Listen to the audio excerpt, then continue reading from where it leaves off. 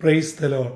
ജീവജലത്തിന്റെ പുതിയൊരു എപ്പിസോഡിലേക്ക് എല്ലാ ദൈവമക്കൾക്കും വേഗം വരുന്നവനായ യേശുക്രിസ്തുവിന്റെ അതിപരിശുദ്ധ നാമത്തിൽ സ്നേഹ വന്ദനം. ഇന്ന് 2025 മാർച്ച് മാസം 28 തീയതി വെള്ളിയാഴ്ച. സ്വർഗത്തിലെ ദൈവത്തിന്റെ വലിയ കൃപയാൽ ഈ മാസത്തിന്റെ 4ാമത്തെയും അവസാനത്തേതുമായ വെള്ളിയാഴ്ചയിലേക്ക് തമ്പുരാൻ നമ്മെ പ്രവേശിപ്പിച്ചിരിക്കുന്നു.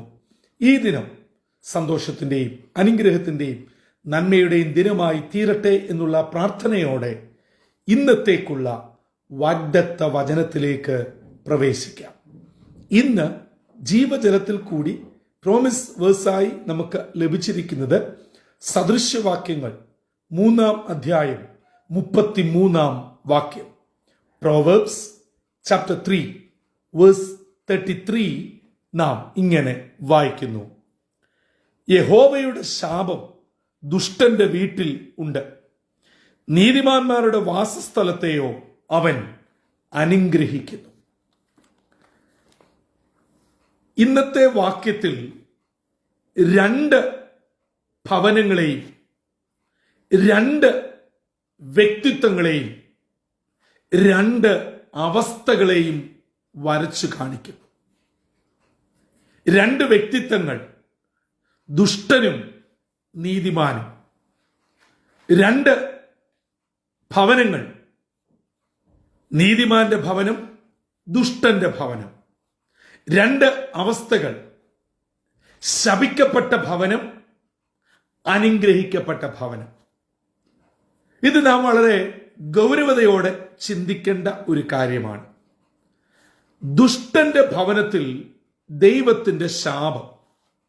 ഈ ശാപം എന്ന വാക്ക് കഴിഞ്ഞ കുറെ നാളുകളായി ക്രൈസ്തവ ലോകത്ത് വളരെ ശക്തമായി മാർക്കറ്റ് ചെയ്യപ്പെട്ടുകൊണ്ടിരിക്കുന്ന ഒരു കാര്യമാണ്. പല വിധങ്ങളിൽ ശാപമുണ്ടേ എന്ന് മനുഷ്യനെ തെറ്റിദ്ധരിപ്പിച്ചുകൊണ്ട് പല വിധങ്ങളിലായി അതിന്റെ പ്രതിപ്രവർത്തനങ്ങളും നടക്കുന്നു. ദൈവം ശപിക്കുമോ? ദൈവത്തിന് തന്റെ ജനത്തെ ശപിക്കുവാൻ കഴിയുമോ? ഉൽപ്പത്തി മുതൽ വെളിപ്പാട് വരെ നാം പഠിച്ചാൽ ദൈവം സ്നേഹമാണ്, സംരക്ഷിക്കുന്നവനാണ്, കരുതുന്നവനാണ്. എന്നാൽ അതേ സമയത്ത് വേദപുസ്തകം പഠിക്കുമ്പോൾ ദൈവം ഹൃദയം കഠിനപ്പെട്ട് ശാപത്തിന് ഏൽപ്പിച്ചു കൊടുത്തെന്നും ദണ്ഡിപ്പിച്ചെന്നും ഒക്കെ നാം വായിക്കുന്നുമുണ്ട്.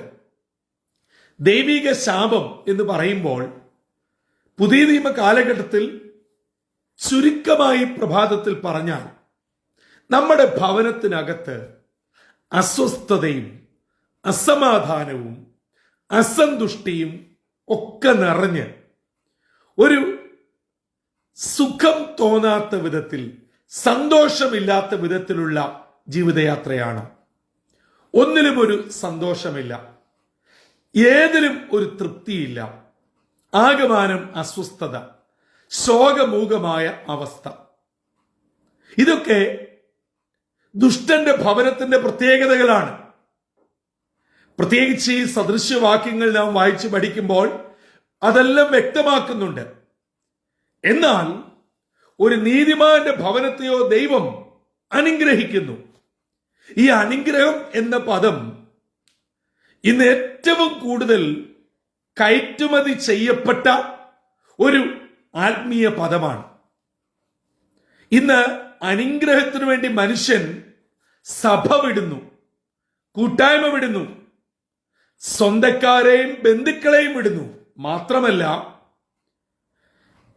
ഏത് ജാതീയ മതവിഭാഗത്തിൽപ്പെട്ടവരാണെങ്കിലും എന്ത് കാര്യങ്ങളും ചെയ്യാൻ തയ്യാറാകുന്നു. അതാണല്ലോ നാം ഈ അടുത്ത സമയങ്ങളിൽ വാർത്താ മാധ്യമങ്ങൾ കൂടെ വായിച്ച അനേകം ഹീനകരമായ കൊലപാതകങ്ങൾ ചെന്ന് അവസാനിച്ചതായി കാണുവാനിടയായത്. ഏവർക്കും അനുഗ്രഹം വേണം. എന്നാൽ വേദപുസ്തക വെളിച്ചത്തിൽ വളരെ ആത്മാർത്ഥതയോടെ ഈ പ്രഭാതത്തിൽ പറയട്ടെ, എന്താണ് അനുഗ്രഹം?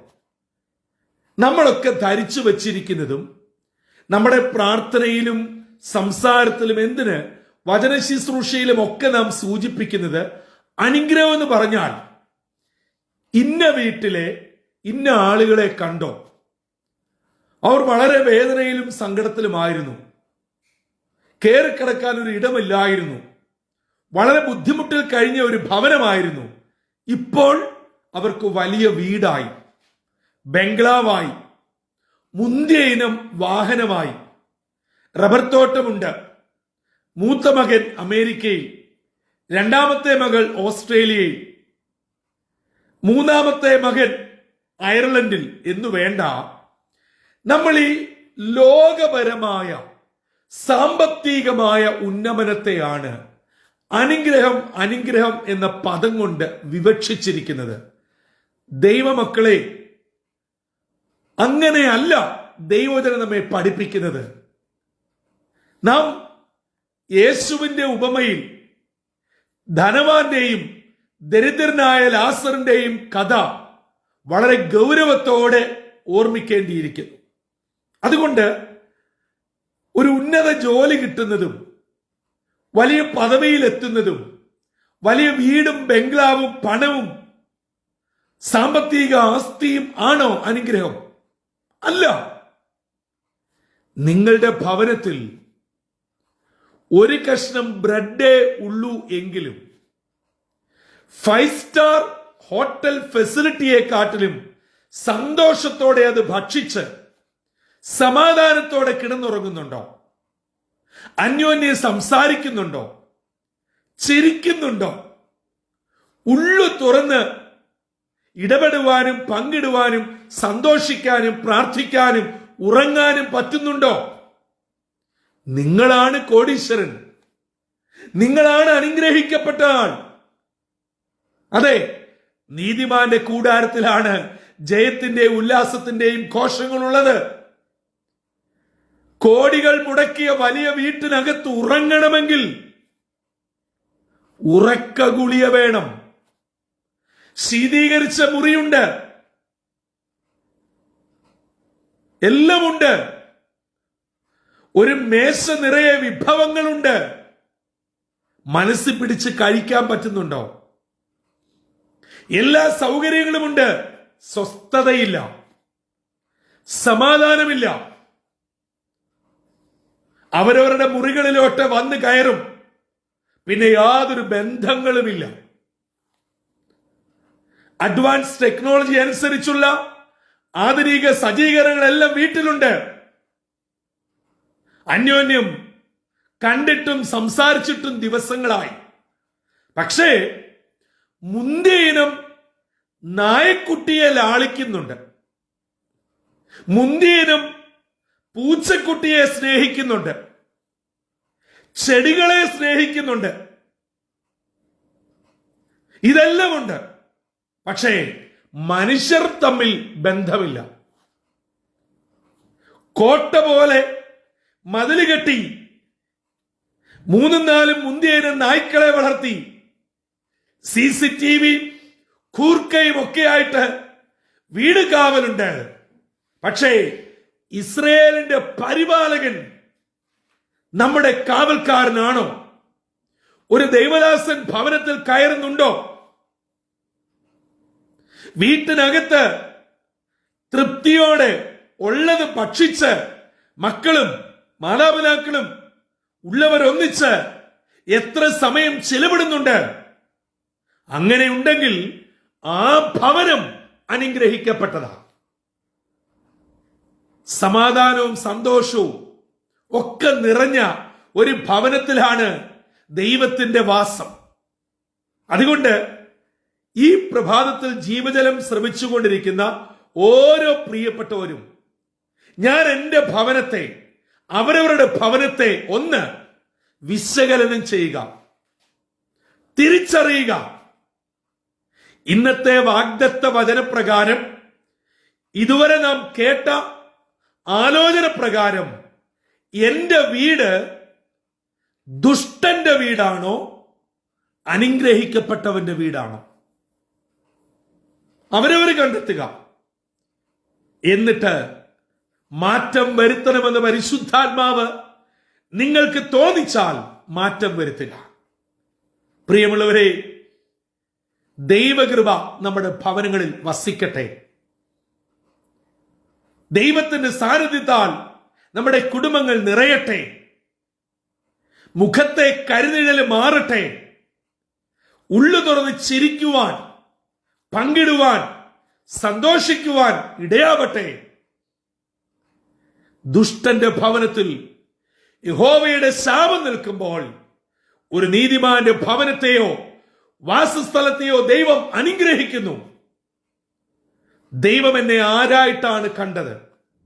എന്റെ ഭവനത്തിന്റെ അവസ്ഥ എന്താണ്? ജീവജലം ശ്രവിക്കുന്ന എന്റെ പ്രിയ മാതാപിതാക്കളെ, സഹോദരി സഹോദരങ്ങളെ, നമ്മുടെയൊക്കെ ഭവനം ദൈവത്താൽ അനുഗ്രഹിക്കപ്പെട്ട ഭവനങ്ങളായി മാറട്ടെ. നമ്മുടെ ജോലി സ്ഥാനങ്ങൾ, നമ്മുടെ വാഹനങ്ങൾ, നമ്മുടെ ബിസിനസ് സംരംഭങ്ങൾ, നമ്മുടെ കുഞ്ഞുങ്ങൾ, നമ്മുടെ കൂട്ടായ്മകൾ, നമ്മുടെ സഭകൾ, നാമുമായി ബന്ധപ്പെട്ട സമസ്ത മേഖലകളും ദൈവത്താൽ അനുഗ്രഹിക്കപ്പെടട്ടെ. അതെ, അല്ല, എവിടെയെങ്കിലും ദൈവിക ശാപത്തിന്റെ ഒരു കരുനിഴൽ ഉണ്ടെന്ന് തോന്നിയാൽ ഈ പ്രഭാതത്തിൽ ദൈവസന്നിധിയിൽ മുഴങ്കാലം അടക്കുക, യഥാസ്ഥാനപ്പെടുക, ക്രമീകരിക്കേണ്ട ഭാഗം ക്രമീകരിച്ച് ദൈവത്തിന്റെ അനുഗ്രഹം പ്രാപിക്കുന്ന, നേടിയെടുത്ത ഭവനമായി മാറുക. വീടിന്റെ വലിപ്പത്തിലല്ല, നമ്മുടെ ആസ്തിയുടെ വലിപ്പത്തിലല്ല, ദൈവകൃപയുടെ വലിപ്പത്തിൽ, ദൈവിക സാന്നിധ്യത്തിന്റെ വലിപ്പത്തിൽ വളരെ അനുഗ്രഹിക്കപ്പെട്ടവരായി മുൻപോട്ട് പോകുക. കഴിഞ്ഞ 5 വർഷത്തോളമായി നിരന്തരമായി ദൈവവചനം കേട്ടുകൊണ്ടിരിക്കുന്ന എന്റെ പ്രിയ ദൈവജനമേ, ശ്രോതാക്കളെ, നാം എല്ലാവരും ദൈവത്താൽ അനുഗ്രഹിക്കപ്പെട്ടവരാകണം. നമ്മുടെ ഭവനങ്ങളിൽ ദൈവകൃപ വസിച്ച് നമ്മുടെ ഭവനത്തിൽ വേദനയോടെ വരുന്നവർ, വിഷമത്തോടെ വരുന്നവർ, സങ്കടത്തോടെ വരുന്നവർ അനുഗ്രഹിക്കപ്പെട്ടവരായി, വിടുതലുള്ളവരായി മടങ്ങണം. അതിന് ഇന്നത്തെ വാഗ്ദത്ത വചനം നമ്മൾക്ക് തിരിച്ചറിവിന്റെ ആത്മാവിനെ നൽകട്ടെ. മടങ്ങിവരവിന്റെയും പുതുക്കത്തിന്റെയും ദിനമാക്കി തീർക്കട്ടെ. ആ നിലയിൽ ദൈവവചനം അനുശാസിക്കുന്ന സകല ക്രമീകരണങ്ങളും ചെയ്ത്, പുനഃസമർപ്പണം ചെയ്ത് അനുഗ്രഹം പ്രാപിച്ച് മുന്നേറുവാൻ സർവശക്തനായ ദൈവം നമ്മെ ഏവരെയും ഇടയാക്കട്ടെ. അതിന് ദൈവത്തിന്റെ പരിശുദ്ധാത്മാവ് നമ്മെ ഒരുക്കുകയും ചെയ്യട്ടെ. തലകളെ വണക്കാം, പ്രാർത്ഥനയ്ക്കായി ഒരുങ്ങാം. ഞങ്ങളുടെ ഉടയവനും പരിപാലകനുമായ ദൈവമേ, സ്വർഗീയ പിതാവേ, എന്റെ ഭവനം ഏത് നിലയിലുള്ള ഭവനമാണെന്ന് ഇന്നത്തെ വാഗ്ദത്ത വചനത്തിൽ കൂടെ കണ്ടെത്തുവാൻ പരിശുദ്ധാത്മാവ് ഇന്നത്തെ ജീവജലത്തിൽ കൂടെ ഒരുക്കിയതിനായി സ്തോത്രം. ഞാൻ ദുഷ്ടനാണോ? ദുഷ്ടനാണെങ്കിൽ എന്റെ ഭവനത്തിൽ ദൈവത്തിന്റെ ശാപമുണ്ടേ എന്നും അവ മാറ്റി ഒരു നീതിമാനായ ദൈവവൈതലായി ദൈവത്തിന്റെ അനുഗ്രഹമുള്ള ഭവനമാക്കി തീർക്കണമെന്നും ഞങ്ങളെ ഓർമ്മപ്പെടുത്തിയതിനായി സ്തോത്രം. കുറവുകളും പോരായ്മകളും ബലഹീനതകളുള്ള ഞങ്ങളെ അപ്പന്റെ കരങ്ങളിൽ ഏൽപ്പിക്കുന്നു. അവിടുത്തെ വചനത്താൽ ഞങ്ങളെ ശുദ്ധീകരിക്കണമേ, പരിശുദ്ധാത്മാവിനാൽ ഒരുക്കണമേ, കാൽവരുടെ രക്തത്താൽ ഞങ്ങളെ കഴുകണമേ. അങ്ങനെ ഞങ്ങളുടെ ശാപമുള്ള, ദുഷ്ടഹൃദയമുള്ള ഞങ്ങളുടെ ജീവിതത്തെയും ഭവനത്തെയും ഒരുക്കി ശുദ്ധീകരിച്ച് ക്രമപ്പെടുത്തി ദൈവത്താൽ അനുഗ്രഹം പ്രാപിക്കുന്ന, ദൈവകൃപയാൽ നിറയപ്പെടുന്ന ഭവനമാക്കി തീർക്കണമേ. ഇന്ന് ദൈവജനം കേൾക്കുന്ന എല്ലാവരെയും അനുഗ്രഹിക്കണം.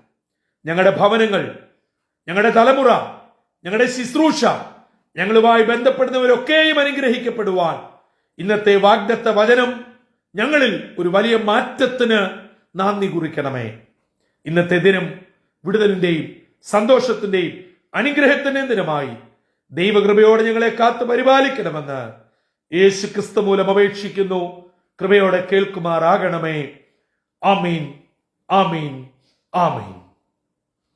പ്രിയ സഹോദരങ്ങളെ, നാളിതുവരെ എന്ത് കാരണങ്ങളും കൊണ്ടും ആവട്ടെ, ഏതെങ്കിലും വിധത്തിൽ ദുഷ്ടന്റെ ആധിപത്യം നമ്മുടെ ഭവനങ്ങളിലോ നമ്മിലോ വസിച്ച് ചില ശാപങ്ങൾക്ക് ഉടമകളും അടിമകളുമായി തീർന്നിട്ടുണ്ടെങ്കിൽ ഇന്നത്തെ വാഗ്ദത്ത വചനത്താൽ ഒരു മാറ്റം വന്ന് ദൈവപൈതലായി ദൈവത്തിന്റെ അനുഗ്രഹങ്ങൾ പ്രാപിക്കുന്ന നന്മയുടെ ഭവനങ്ങളായി തീരുവാൻ കർത്താവ് നമ്മെ ഇടയാക്കട്ടെ.